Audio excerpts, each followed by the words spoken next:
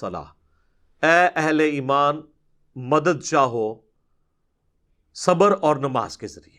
اور یہ پڑھتے آدھی آیتی ہیں، آگے نہیں پڑھتے کیا لکھا ہوا ہے، اور کہتے ہیں اس سے ثابت ہوا کہ صبر اور نماز تو غیر اللہ ہے، تو آپ غیر اللہ سے مدد مانگ سکتے ہیں.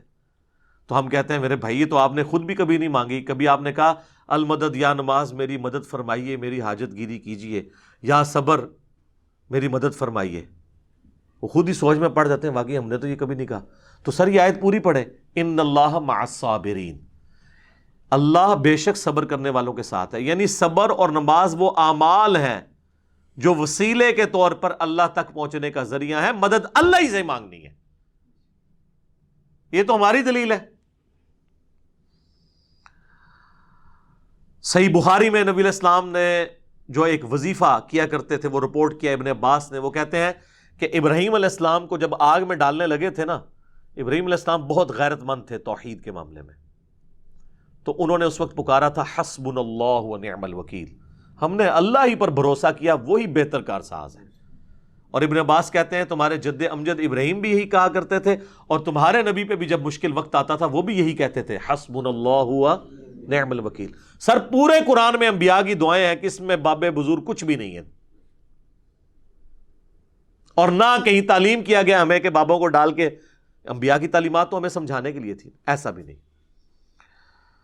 جامعہ ترمذی میں ایک حدیث ہے، اس کی صحیح سند المستدرک للحاکم میں ہے اور سنن نسائی الکبریٰ میں، کہ نبی صلی اللہ علیہ وآلہ وسلم ہر مصیبت اور پریشانی میں کہا کرتے تھے یا حی یا قیوم برحمتک استغیث، اے خود سے زندہ ہر چیز کو تھامنے والے میں تیری رحمت کے ساتھ تیری مدد کا سوال کرتا ہوں.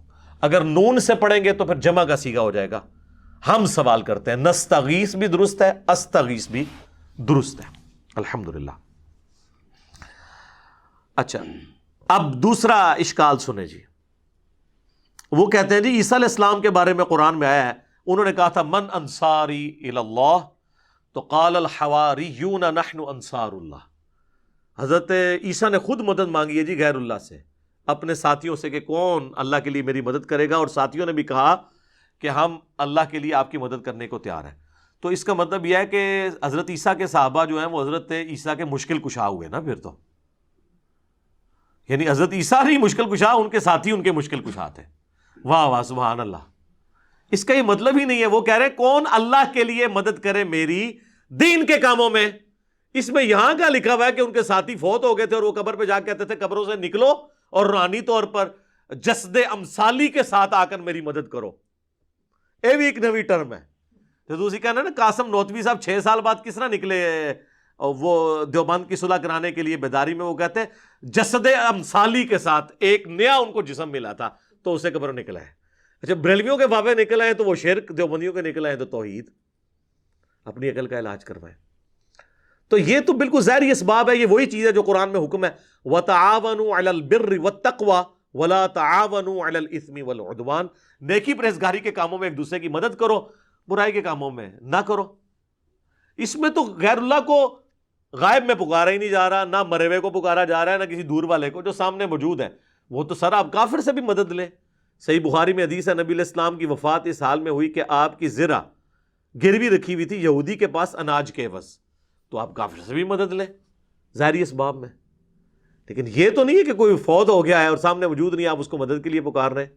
نہیں، وہ نہ آپ کسی جن کو پکار سکتے ہیں، نہ فرشتے کو، نہ کسی پیغمبر کو، نہ کسی بزرگ کو. اور یہ تو حضرت عیسیٰ کے ساتھی تھے نا. اس طرح کی آیت تو قرآن میں نبی صلی اللہ علیہ وسلم کے لیے بھی ہے.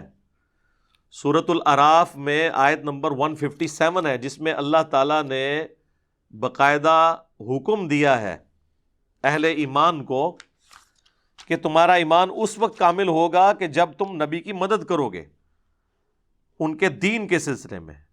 فالذین آمنوا بہ وعزروہ، جو ان پر ایمان لے کر آئے پھر ان کی عزت کی، ونصروہ اور ان کی مدد کی، واتبعوا النور الذی انزل معہ اور پیروی کی اس قرآن نور کی جو ان کے ساتھ نازل ہوا، اولئک هم المفلحون، وہ ہے فلاح والے.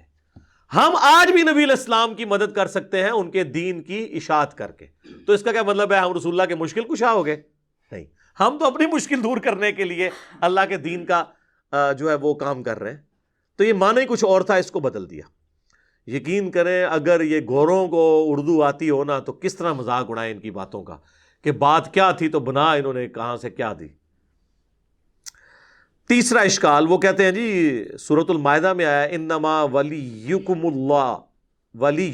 اللہ ورسولہ والذین آمنوا، بے شک تمہارا پشت پناہ، تمہارا ولی، تمہارا دوست، تمہارا مددگار تو ہیں اللہ، اس کا رسول اور اہل ایمان۔ تو بالکل ہم مانتے ہیں۔ اس میں یہ کہاں سے ثابت ہو گیا کہ آپ ان کو پکار رہے ہیں؟ اہل ایمان حضور کے ساتھی، آپ کے ساتھ آپ کے مددگار تھے، بالکل ٹھیک ہے۔ یہ تو نہیں ہوا کہ حضور علیہ السلام نے خیبر کے موقع پر حضرت حمزہ کو پکارا ہو جو فوت ہو چکے ہوئے تھے عہد میں کہ آئیں میری مدد فرمائیں، حضرت علی صاحب نے موجود تھے، ان کو بلایا۔ تو بالکل دوست بھی ہیں، پشت پناہ بھی ہیں جو اویلیبل ہیں۔ آج کی ڈیٹ میں صرف اللہ کو مدد کے لیے پکاریں گے، اور اہل ایمان جو آپ کے سامنے موجود ہیں آپ ان کے ساتھ ساتھی ہوں گے۔ اور اس کو وہ سپورٹیو آیت ہے سورۃ الانفال کی آیت نمبر 62، ڈیسائسو ہے، بالکل واضح ہے۔ وَإِن يُرِيدُوا أَن يَخْدَعُوكَ، اے نبی اگر آپ کو خطرہ ہونا کہ یہ کافر آپ کے ساتھ دھوکہ کریں گے، فَإِنَّ حَسْبَكَ اللَّهُ، تو بے شک اللہ آپ کے لیے کافی ہے۔ هُوَ الَّذِي أَيَّدَكَ بِنَصْرِهِ وَبِالْمُؤْمِنِينَ، وہ اللہ ہے جس نے اپنی طرف سے آپ کی مدد کی اور اہل ایمان کے ذریعے بھی آپ کی مدد کی، یعنی صحابہ کے ذریعے آپ کے ہاتھ مضبوط کیے۔ تو اس کا کوئی مطلب یہ لے گا کہ صحابہ حضور کے مشکل کشا تھے؟ نہیں، دین میں سپورٹیو تھے ظاہری اسباب کے طور پر۔ پھر اس کے آگے چل کے اللہ تعالیٰ نے کہا کہ ہم نے تو فرشتے بھی نازل کیے مدد کے لیے، لیکن کسی نے فرشتوں کو مدد کے لیے پکارا نہیں ہے ان جنگوں کے اندر۔ پھر 64 نمبر آیت میں آتا ہے یا ایھا النبی، اے اللہ کے نبی، حسبک اللہ، اللہ آپ کو کافی ہے، ومن اتبعک من المؤمنین، اور جو آپ کی اتباع کرنے والے مومنین ہیں وہ بھی آپ کو کافی ہیں۔ تو اس کا کیا مطلب ہے؟ حضور جو ہے وہ حسبنا اللہ و نعم الوکیل کی بجائے وہ اپنے صحابہ کا حسبنا پڑھتے تھے؟ نہیں، آپ کے سپورٹیو تھے دین کے حوالے سے، جس طرح آج کی ڈیٹ میں ہم بھی نبی الاسلام کے سپورٹیو ہیں، ہم ان کے دین کا کام کر رہے ہیں الحمدللہ، اور اللہ سے امید کرتے ہیں اللہ تعالیٰ ہمیں جنت الفردوس میں اپنے محبوب علیہ السلام کا ساتھ نصیب کرے گا انشاءاللہ۔